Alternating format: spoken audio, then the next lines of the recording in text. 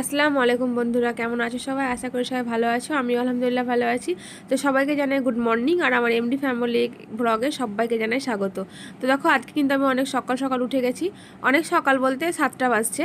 তো সবাই শুয়ে আছে, তোমার দাদা ভাই, আমার মেয়ে শুয়ে আছে, মামনিরাও ঘুমিয়ে আছে। তো মামনির শরীরটা খারাপ বলে আজকে উঠতে পারেনি সকালে। তো এই দেখো, আমি উঠে গেছি, আর আমি আজকে আর ঘুমালাম না, দেখলাম সকাল সকাল উঠে যাই। তো দেখো, উঠে প্রথমে মেয়ের খাবার রেডি করতে চলে এলাম রান্নাঘরে। তো আজকে আর কর্নফ্লেক্স দিচ্ছি না, আজকে করবো মেয়ের জন্য ডালিয়া।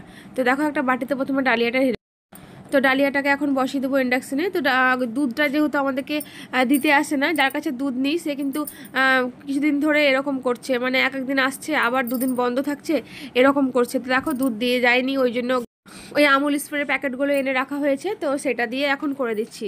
আর সকালকার খাবার বাচ্চাদের তো দুধ ছাড়া কোনো কিছু খাবার হয় না বলো, তাছাড়া কী বা খাবে?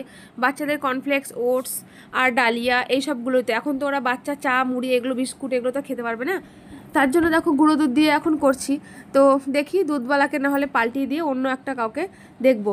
আর এদিকে কত মোটা পেয়ারা দেখো বন্ধুরা পড়েছে আমাদের গাছ থেকে, দেখছো কতটা সাইজ, মনে হয় 250 গ্রাম হবে। এই দেখো, উঠোনে কত পেয়ারা পড়ে আছে, প্রচুর পেয়ারা ধরে আর পেকে পেকে গাছে এই যে পড়ে থাকে, খাওয়ার লোক নয়।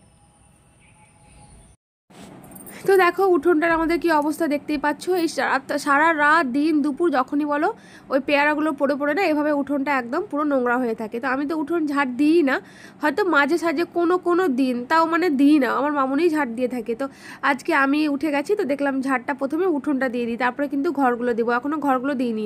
আর মেয়ের খাবারটা একদম স্লো করে দিয়েছি আঁচটাকে, দিয়ে মেয়ের খাবারটা বসিয়ে দিয়ে এসেছি, ওটাও ধীরে ধীরে সেদ্ধ হবে। তো দেখলাম এখন তো মেয়ে ঘুমোবে, উঠতেও দেরি হয়ে যাবে, মোটামুটি 9টা থেকে 9:30টার মধ্যে উঠেও, তো ততক্ষণে খাবার রেডি হয়ে যাবে। তো আমার কথা বলতে বলতে কোনো সময় একটু ভুলভাল কথা মুখ দিয়ে বেরিয়ে যায়, তো তোমরা কিছু মনে করো না। আর এই দেখো, দরজাটা খুললো তখন তোমাদের দাদা ভাই, আমি কিন্তু বুঝতে পারিনি। আর এদিকে মানে আমার ছোট মামা দরজার গেটে ছিল, ঠকঠক করছিল, যার জন্য আমি চাবিটা নিয়ে গেটটা খুলতে যাচ্ছিলাম। আর তোমাদের দাদা ভাই দেখো বেরিয়ে এসছে। তো ও যে উঠেছিল আমি ওকে দেখিনি, ও আমাকে চমকাবার জন্য লুকিয়েছিল সিঁড়ির তলাতে।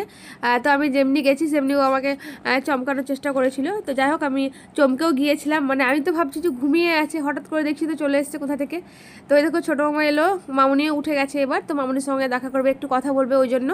আর এদিকে দেখো কত এই যে পাতাগুলো ছিল সব ওই গেটটা দিয়ে আগে পার করে দেবো, ওই গেটটা দিয়ে পরিষ্কার করে পাতাগুলোকে সব ফেলে দেবো। আর তোমার দাদাভাই সিঁড়িতে বসে আছে, আর আমি ওখানে যে লাভ চিহ্নটা দিয়েছি তার কারণটা হচ্ছে তোমার দাদাভাই জামা কাপড় পরে নাই, ওই জন্য আমি এই চিহ্নটা দিয়ে দিয়েছি। ও জানে না যে আমি উঠোনে ক্যামেরা করছিলাম, তো তারপরে ও দেখতে পেলো যে ক্যামেরা চলছে, তো বুঝতে পারিনি, ওই জন্যই চলে এসেছিলো। আর মেয়ে কিন্তু এখনও ওঠেনি, ঘুমিয়ে আছে। আর যে কথাটা তোমাদেরকে বলছিলাম যে দুধের ব্যাপারটা, তো যার কাছে দুধটা নিই ভাবছি এবার ওর কাছে দুধটা নিব না, কারণ এই মানে আমার মেয়েকে আগে প্রতিদিনই দুধ দিতাম, তো ও মানে একদিন দুদিন এরকম করে বাদ দিয়ে দিয়ে মেয়ের অভ্যেসটাও খারাপ হয়ে গেছে, আর খেতে চায় না।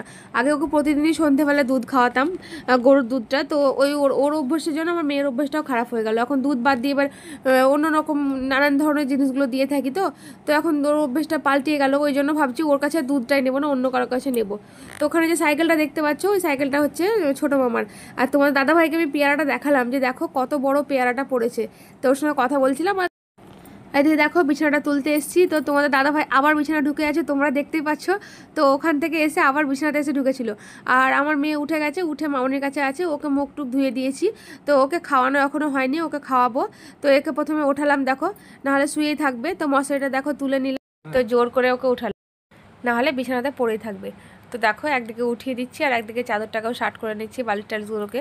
তো সকালকার খাবার দাবার সব রেডি হয়ে আছে, কিন্তু খাওয়া দাওয়া হয়নি, আর আমি কিন্তু এখনও ব্রাশ করিনি। আর আগে মেয়েকে খাওয়াবো, তারপরে তোমার দাদা ভাইয়েরও হয়ে যাবে সব গোসল টোসল, তারপরে আমিও মুখ টুক ধুয়ে তখন খেয়ে নিব।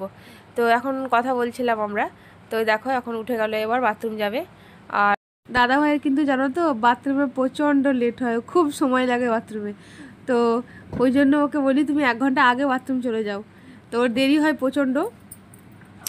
আর এদিকে তো তোমরা দেখতে পাচ্ছ যে তোষকের কভারটা আমার ভরা হয়নি, তো কবে থেকে সে কাঁচা আছে কিন্তু এখনও ভরা হয়নি। আর ওই দেখো চাদরটা জানো তো রাত্রেবেলাতে আমার মেয়ে একটু সামান্য ফুটো ছিল, ওটাকে টেনে দিয়ে একটু বেশি বড় করে দিয়েছে। তো ও আবার একটু একটু যদি মানে ছিঁড়ে ফাটা থাকে তো সেটা ধরে একদম বড় করে দেবে, কিছুতেই শুনবে না।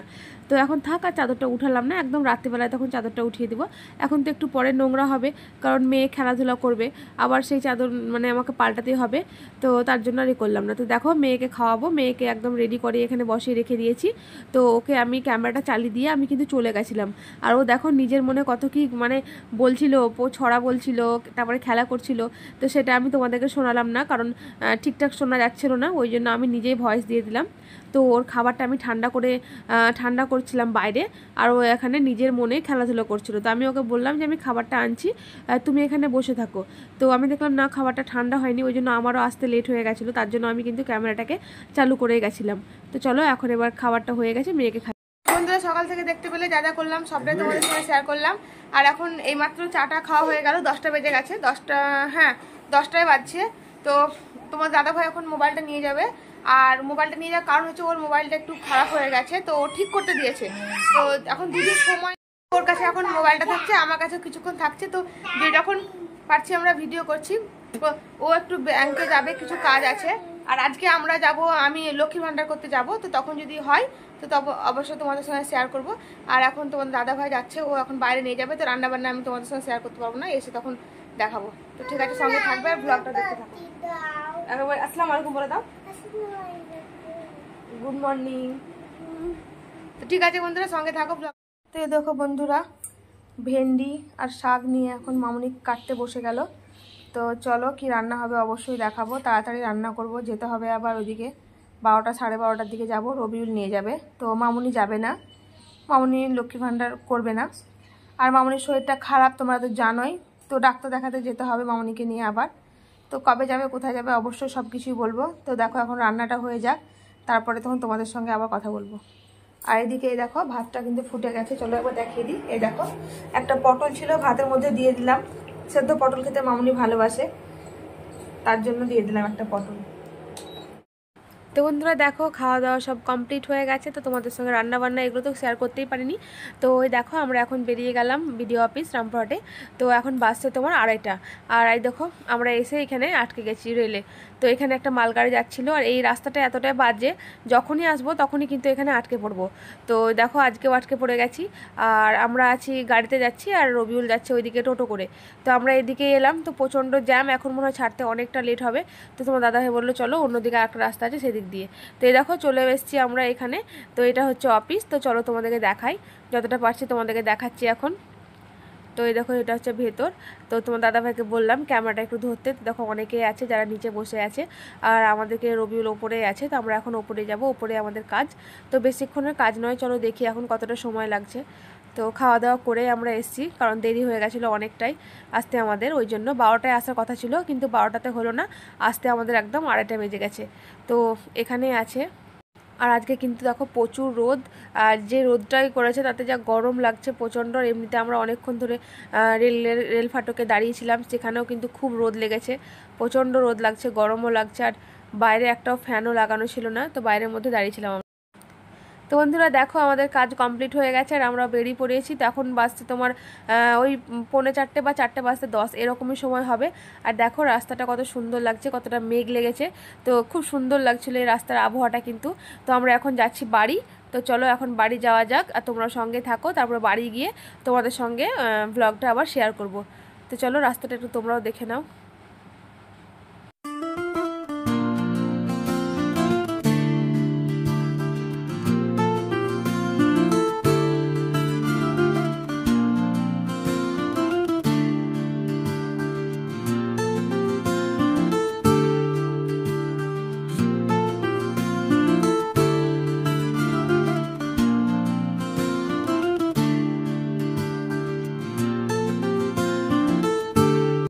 দেখো বন্ধুরা চলে এসেছি, আর আস্তে আস্তে আমরা ভিজেও গেছিলাম রাস্তাতে। তো এসে তোমাদের সঙ্গে ভিডিও করে দেখা হয়নি, এলাম একটু আরাম করলাম, মেয়েকে ঘুম পাড়িয়ে দিলাম, ও তো গাড়িতে ঘুমিয়ে গেছিলো। দিয়ে ওকে এনে আবার শুয়ে দিলাম, ঘুমালো। আর তোমার দাদাভাই এখন নামাজ টামাজ পড়লো, বেরোবে এবার। আর বাইরে বৃষ্টি হচ্ছে, তো দেখলাম তোমাদেরকে একবার জানিয়ে দিই যে আমরা বাড়ি চলে এসেছি। তো আমরা গেছিলাম লক্ষ্মীর ভান্ডারের জন্য, তোমাদেরকে বলেছিলাম। তো লক্ষ্মীর ভান্ডারের ফর্ম টর্ম ফিল আপ করে এলাম, কাজ হয়ে গেল, এই দেখো বাড়ি চলে এসেছি।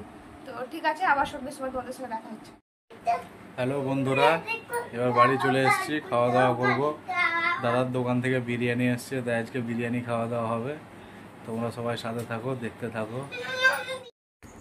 তো এই দেখো আছে বিরিয়ানি, কাঠি কাবাব আর চাকতি কাবাব, তো এগুলোই নিয়ে আসা হয়েছে।